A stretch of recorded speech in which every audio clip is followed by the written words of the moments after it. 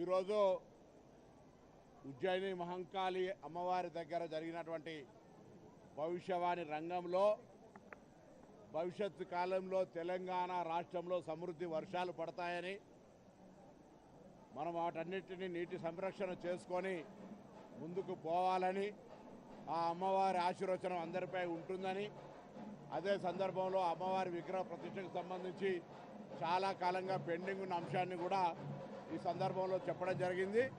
తప్పకుండా ప్రభుత్వం ప్రజలందరూ సంక్షేమంగా ఉండాలని, సమృద్ధి వర్షాలతో పాడి పంటలతో ఆయురారోగ్యాలతో ఉండాలనే అటువంటి ఆలోచనతోటే తెలంగాణ సాంప్రదాయం ఆచారాలకు ప్రతీక అయినటువంటి ఆషాఢ మాస బోనాలను ప్రభుత్వం తరఫున అన్ని రకాల ఏర్పాట్లను దేవాదాయ శాఖ కావచ్చు, శాంతి భద్రతలకు సంబంధించి కావచ్చు, లేదా రెవెన్యూ శాఖ తరఫున అన్ని రకాల ఏర్పాట్లను భక్తులకు సంబంధించినటువంటి అన్ని రకాల అంశాల పట్ల అత్యంత ప్రాధాన్యత తీసుకొని చేస్తూ ఉంది.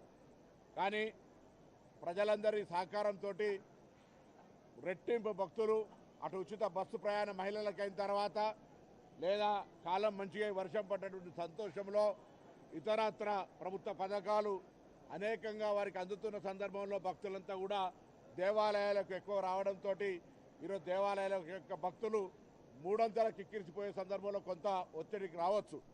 అయినా ప్రభుత్వం తరఫున అన్ని రకాల ఏర్పాట్లు చేస్తున్నాం.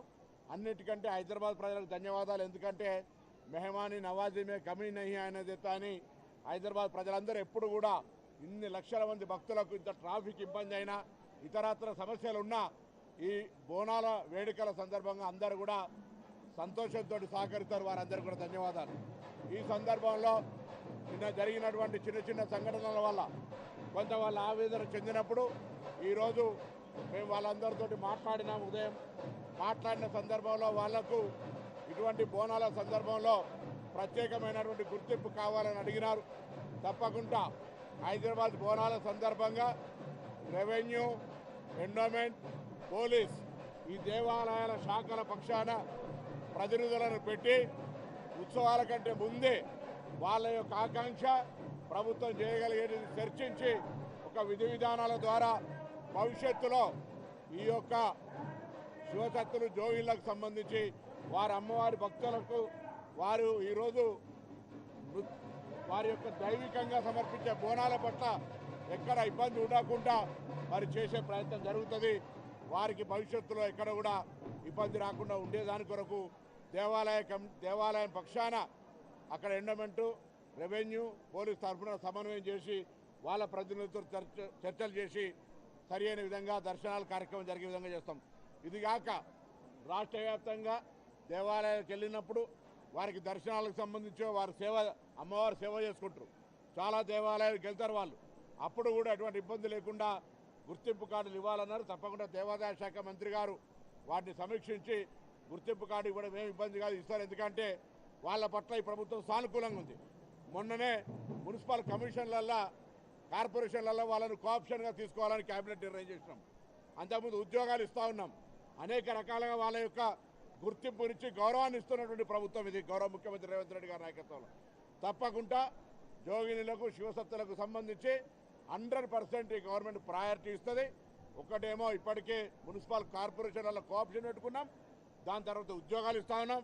ఇంకా అనేక రకాల సేవలు తీసుకోవడంతో పాటుగా అమ్మవారి సేవ చేసే వాళ్లకు అమ్మవారి ఉత్సవాలు బోనాల సందర్భంగా ప్రత్యేకమైనటువంటి ప్రాధాన్యత ఇచ్చే విధంగా 3 శాఖల సమన్వయంతో భవిష్యత్తు ఇబ్బంది రాకుండా ముందు రేపు వచ్చే 9 తారీఖు లాల్ దర్వాజా నుంచే ప్రారంభం చేసాం. అటువంటి ఒక ప్రాధాన్యత అనే మాట మనం చేస్తూ మిగతా కార్యక్రమాలు ఏదైతే వాళ్ళు అడుగుతా ఉన్నారో దేవాలయ కమిటీలు ఇతరత్ర దేవాదాయ శాఖకు సంబంధించి తప్పకుండా మంత్రి గారితో సంప్రదించి ప్రభుత్వం దానికి ఇవన్నీ చేసిన తర్వాత వాటికి కూడా వ్యతిరేకం ఉండేటువంటి అవకాశం లేదు. కాబట్టి వారికి గుర్తింపు ఇచ్చే విషయంలో మేము చాలా సానుకూలంగా వ్యవహారం చేస్తాం. అవును, విగ్రహ ప్రతిష్టకు సంబంధించి స్థపతి, దేవాదాయ నిబంధనలు వ్యక్తిగతంగా తీసుకునే నిర్ణయాలు కాదు. కాబట్టి వెంటనే ప్రిన్సిపల్ సెక్రటరీ గారి సమక్షంలోనే జరిగింది. కాబట్టి ఈ సంబంధించినటువంటి దేవాదాయ ఈ ప్రాంతాలకు సంబంధించిన పుర ప్రముఖులు ఇంతకుముందు ఉన్నటువంటి ఆచార వ్యవహారాలకు సంబంధించి త్వరలో నిర్ణయం తీసుకుంటారు. కొంతమంది అడ్డుకుంటున్నారని చెప్పి అది ఇక్కడ ఎవరు అడ్డుకునేది లేదు, దానికి సంబంధించిన ఇష్యూ ఏం లేదు. అడ్డుకుంటే కూడా నిర్ణయం తీసుకున్న తర్వాత ఏముండదు.